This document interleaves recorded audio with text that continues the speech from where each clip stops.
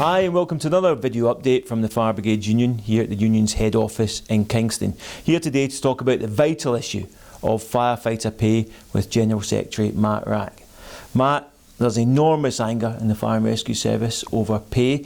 We've faced the longest period of pay restraint in living memory, something that the Union's journal Firefighter brought home in stark terms, showing that £2,000 down in real terms in firefighters' pay since 2010. You've had a meeting with the employers regarding the pay claim. Can you tell us actually what was the Union's claim?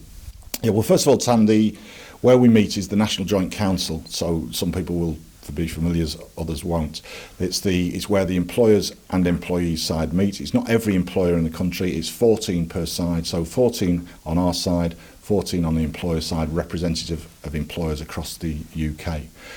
We met them recently and we submitted in advance of that a letter setting out our position on pay, and that covered 5 points. Firstly, the one you've just touched on, that we said NJC pay rates should be increased to take account of the fact that firefighters are worse off in real terms than they were 2010.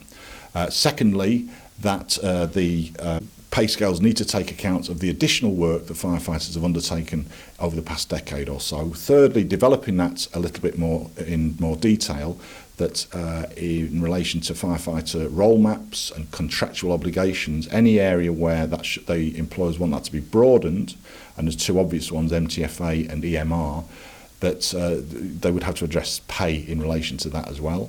Next, that there's a recruitment retention problem in relation to retained firefighters, and they need to address that urgently. And finally, that rather than having this problem every year, there should be a pay formula, as we did have for 25 years in the fire service, that addresses pay year on year. Now, I was actually at the meeting, although those are the terms that were set out. Of course, there's real people at the end of this, firefighters that are facing hardship.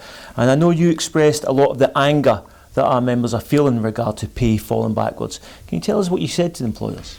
Yeah, I think the NJC is often a pretty formal process. We took a decision. We wanted to be very clear of where our union is, where our members are, and as you say, about this growing anger on pay. So we set out to them that there's a certain complacency on their part.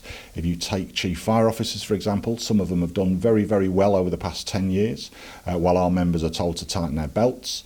That members are increasingly struggling to pay the bills, to pay the rent, the mortgage and so on, and that's not acceptable. That they have been silent, increasingly, even from some of the pay review bodies in other parts of the public sector. In health, for example, we're seeing some criticism of the 1% pay limit. From the fire service employers, we've heard nothing, and yet they expect our members to carry on demonstrating goodwill, carry on doing the outstanding work they do, and we're saying that's fine, but actually our members expect to be rewarded for it and have to pay the bills at the end of the day. So that's how we left it with the employers in setting out our pay position. Okay, so the union set out the position. What was the reaction of the employers? What are they going to do? Well, it is a bit different because this is the meeting when we always discuss pay each year, for the past few years at least, and what they said is they didn't make an offer on pay. What they've agreed or told us they will do is that they will have a series of consultation meetings, so they're inviting every employer, so that's chief officers and the fire service, the Fire and Rescue Authority chair or whoever, to attend a series of meetings around the country where they can put very clearly what we have said and they can feed in their views. So that's going to happen over the next week or so. So the employers are undertaking a consultation exercise. Of course, key to this, of course, is the additional work that our members have been undertaking, specifically in regard to EMR. Was that a big part of the meeting? Yes, that was discussed at the meeting. We have made the point to them that for some of our members, where there's trials going on, members are working outside their agreed contracts on a temporary basis. It is a trial. A trial has to come to an end at some point. And we said very clearly that the trial will be coming to an end unless our concerns on safety and operational matters are addressed, but also unless our concerns on pay are addressed. So we were very clear on that, and I think those involved in this or following this need to follow very closely over the next couple of weeks when we expect the feedback from the employers in response to what we've said and their consultation exercise. Okay, Matt, in regard to this feedback though, what's the union's plan if the employers come back and do not give us an acceptable pay rise?